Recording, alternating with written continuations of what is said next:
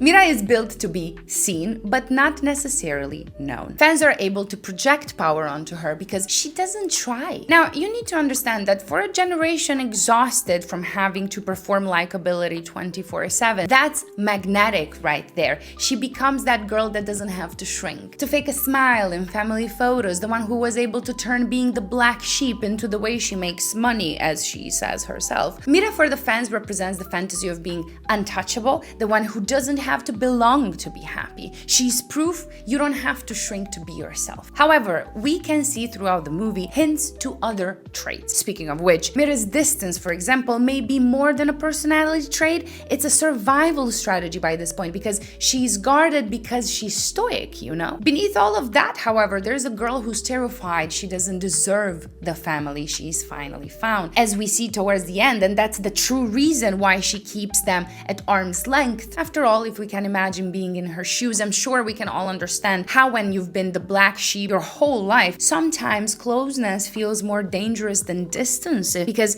if they get too close, they might leave, right? If you love too loudly, you risk being the one who loves more, right?